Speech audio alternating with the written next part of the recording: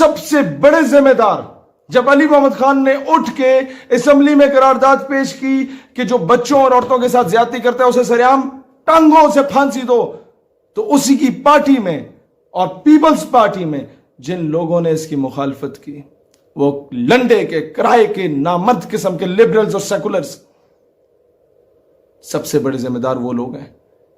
جب ایک بندہ حرام توپی کرتا ہے اور اس کی تصویر میڈیا پہ لگائی جاتی ہے کہ یہ ہے حرام توپ آدمی، تو اس طرح کے جو الو کے پٹھے ہوتے ہیں وہ اسے آئیڈیلائز کرتے ہیں، یہ دیکھو جی میڈیا تے آ رہے ہو، بلے بلے بلے فلانے پنڈ دے فلانے محلے دا منڈا نہیں ہوئے ہوئے ہو اس بچے نال ہنج کیتا یا عورت نال ہنج کیتا، او جی میڈیا تے آ گیا۔ تو میڈیا پہ آنے کے لیے یہ حرام توپیاں کرنا شروع ہو جاتے ہیں لوگ، کیونکہ انہیں پتہ ہے پیسے دے دلا کے ایم این اے کی سفارش، بیوروکریٹ کی سفارش، کسی اور افسر کی سفارش لے کے باہر دفع ہو جائیں گے، پریشر آ جائے گا۔ اور سب سے بڑے ذمہ دار وہ گندی آنٹیاں جو سڑک پہ نکل کے کہتی ہیں انصاف دو، اور جب یہ مطالبہ کیا جاتا ہے کہ جی ان کو سریعام پھانسی دو جو عورت اور بچوں کے ساتھ زیادتی کرتے ہیں، تو کہتی ہیں نہیں یہ تو ہیومن رائٹس کی وائلیشن ہے۔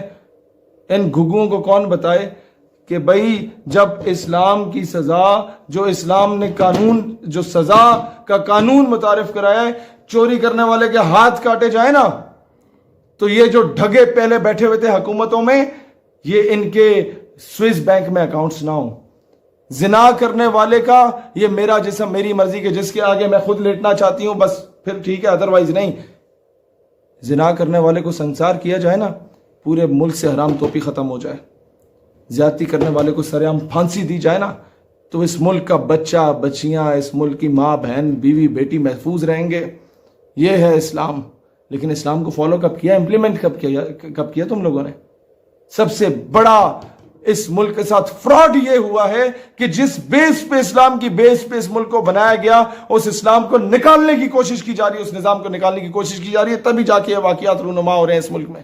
ایک خاتون جو کہ لاہور موٹر وے سے جا رہی تھی، ان کو گاڑی کو روکا گیا یا گاڑی خراب ہوئی، اور جو کیس ابھی سامنے آیا وہ تو یہی ہے کہ لوگ آئے، گاڑی کا شیشہ توڑا اور ان کے بچوں کے سامنے اس عورت کے ساتھ زیادتی کی گئی۔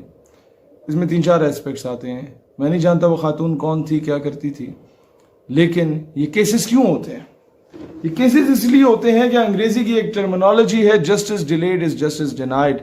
جب وقت پہ انصاف نہیں ملتا تو یہ کچھ ہوتا ہے۔ کیوں؟ آپ بھول گئے ہیں کہ وزیر اعظم نے کہا تھا میں باہر ملک کے دورے سے واپس آ کے ساہیوال میں بچوں کے سامنے اس کے باپ کو شہید کرنے والے پولیس اہلکار یا جو بھی سیکیورٹی اہلکار تھے ان کو کیفر کردار تک پہنچاؤں گا۔ پہنچے نہیں۔ وعدے کیے گئے، لارے لگائے گئے، اس قوم کو دھوکے میں رکھا گیا اور کہا گیا کہ نقیب اللہ محسود کے قاتلوں کو کیفر کردار تک پہنچایا جائے گا، پہنچایا گیا نہیں۔ نتیجے میں کیا ہوا؟ ایک پوری تحریک خیبر پختونخوا میں اٹھ گئی جس کو فورن میڈیا اور اینٹی پاکستان ایلیمنٹس نے مس یوز کرنے کی کوشش کی، ایکسپلائٹ کرنے کی کوشش کی۔ ہم جہاں کشمیر کی بات کرتے وہاں وہ اپنے ٹاؤٹس کو بلوچستان ایشو کی صورت میں یا پھر اس ایشو کی صورت میں لے کے سامنے آ جاتے۔ ہمارے پاس کاؤنٹر نیریٹو بھی نہ ہو، کیونکہ یہ جو ڈھگے بیٹھے ہوئے پالیسی میکرز ان کے پاس کچھ ہے ہی نہیں، انہیں کچھ نہیں پتا ہم نے خالستان میں کیا کرنا ہے، تلنگانہ میں کیا کرنا ہے، آسام میں کیا کرنا ہے۔ انصاف کیا ملا؟ انصاف ملا، ہاں، آسیہ ملونوں کو آؤٹ آف نو ویئر ملک سے باہر دفع کر دیا گیا۔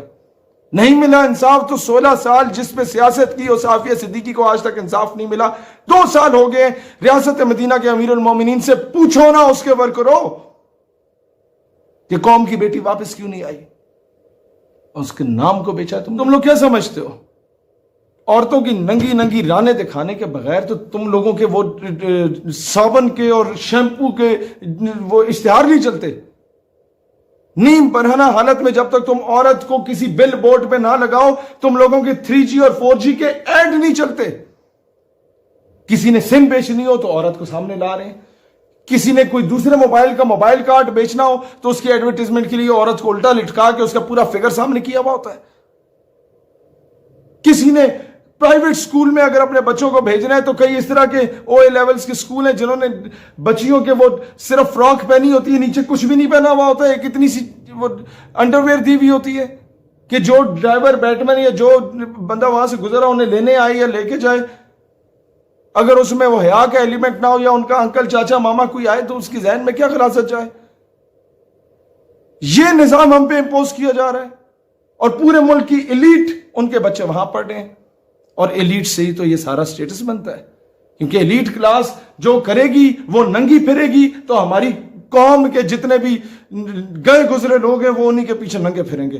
وہ کپڑے پہننے کی کہیں گے نہیں کپڑے پہننے چاہیے کیونکہ جس کی بڑی گاڑی ہے جس کے پیچھے 2-4 گارڈز پھر رہے ہیں اس الو کے پٹھے کوئی فالو کرنا ہے. کوئی بندہ بندے کا پتر بن کے تمہیں کوئی بات سمجھانا چاہے اسے تو فالو نہیں کرنا ہے. اس قوم نے جہاں مداری جا کے بندر کو نچائے اس کو فالو کرو گے.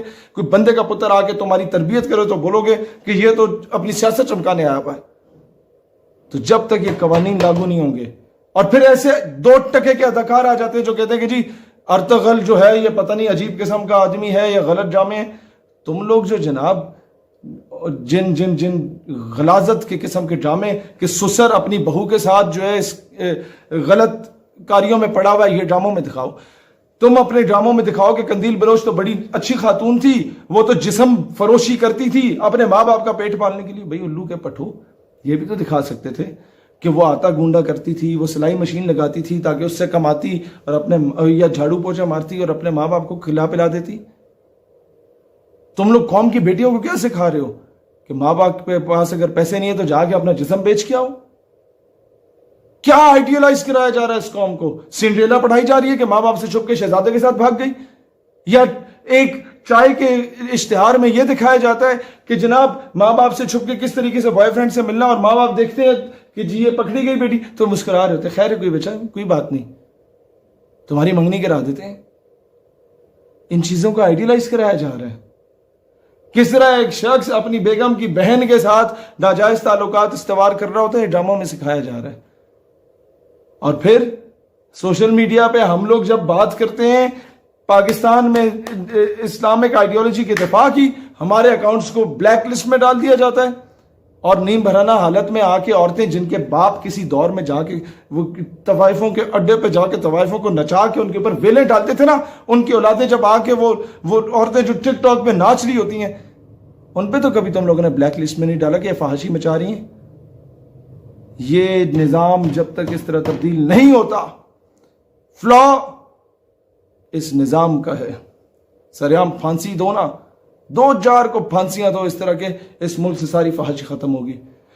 اس ملک سے ہر بچہ ہر معصوم بچی ہر ماں بہن بیوی بیٹی ہر عورت محفوظ ہوگی. لیکن تم لوگ چاہتے نہیں ہو کہ نظام تبدیل ہو کیونکہ تمہیں پتہ ہے تم سب لوگوں کے کالے کرتوت ہیں تم سارے ان ایکٹیویٹیز میں ملوث رہے ہو. اس ویڈیو کو اپنے تمام فیس بک واٹس ایپ گروپس اور پیجز میں شیئر کریں تاکہ پوری قوم کی آواز بنے اور پوری قوم ڈٹ کے مقابلہ کرے. پاکستان ہمیشہ زندہ باد.